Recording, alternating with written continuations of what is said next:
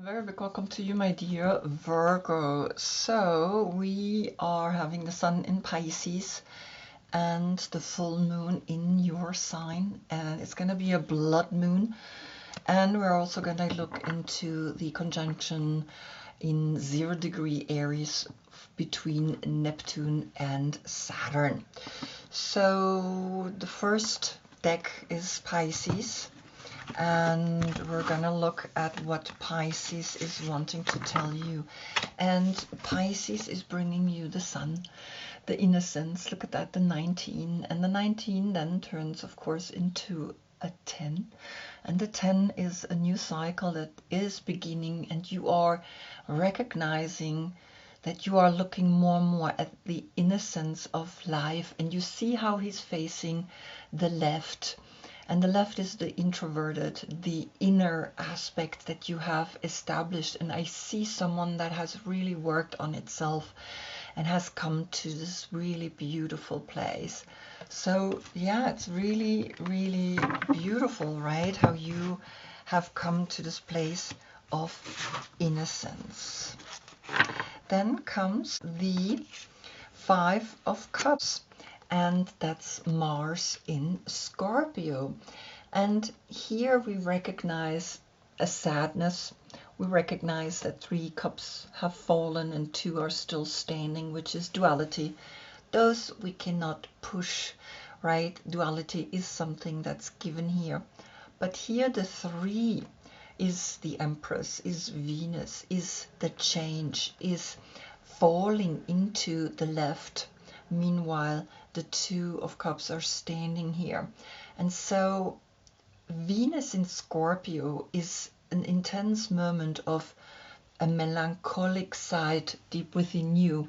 But because you have worked on yourself, the 10 and the 5 is now the 15. And so this melancholic state of emotions has to do with at work. You're changing something. I think you are letting go of something. And this is where you are noticing that there is a new portal opening for you, because you see here this really opening to go further, to go deeper.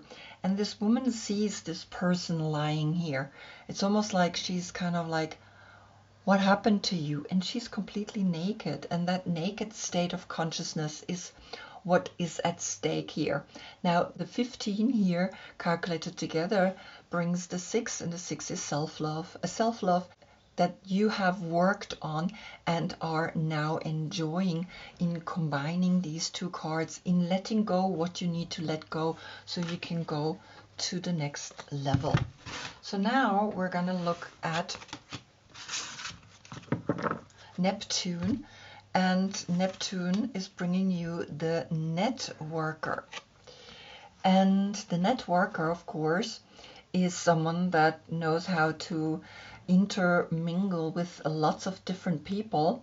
And so maybe at work you are now networking and you're learning to open yourself to new adventures, right? And the Hangman, we know, always looks first at the dark side. And we need to incorporate the dark side into the light side. And so I'm just going to read that to you. So the shadow side of the networker is he conveys information only for personal gain. He spreads fear and falsehood.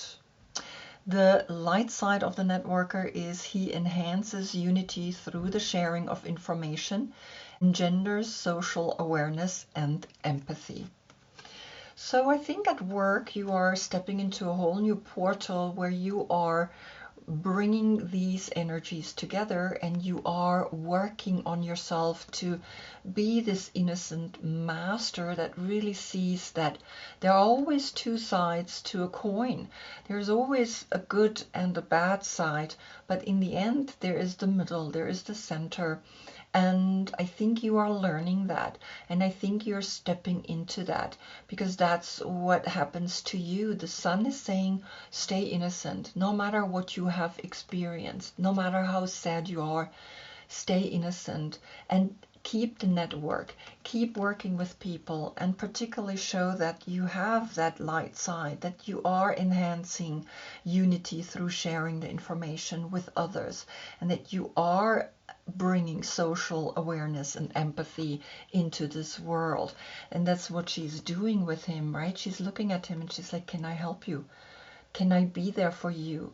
And so this is a really beautiful message already. Now we're going to look at Saturn. What is Saturn bringing you? Saturn is bringing you Temperance. And Temperance is the Sagittarius energy, right? The major arcana.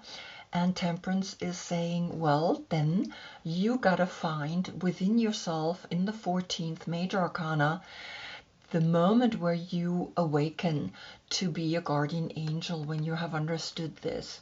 And what's really interesting is that here's a 5, and when we calculate the 14 together, the 1, the Magician, and the 4, the Emperor, Aries, you get a 5-5 portal here framing the network. So in this human aspect, right, when we calculate, of course, the 2 5s together, we get a 10-10 portal. And so you understand that the innocence is the leading aspect into these 3 cards. And I think you understand very clearly what's happening here. You need to awaken to a new you that works with people, and you are now the guardian angel for a lot of people, and you can bring this amazing new consciousness to a lot of people. And I think you are now called to be the master. And I think this is where the full moon is coming in as well, right? Because when we have an eclipse, then all of a sudden the full moon that was all bright is dark again.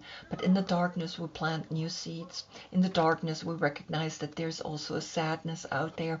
But that's where the guardian angel comes in and brings the network to the next level. And I think this is such a beautiful message. Now, the 10 and the 5, the 15, right, is then the 6, and the 6 and the 5 is the 11. So there is also an 11 portal in here that you can use and manifest what you need to be manifesting, and that you need to see that this full moon is a special full moon because it's the blood moon. And I think you know what to do. So do it, right? And not be afraid of what's going to happen. And I think that's the message for you. Wow, what a beautiful energy. I hope I see you in the next reading. That's when we get the sun in Aries. And of course, I wish you a beautiful full moon ceremony. Namaste.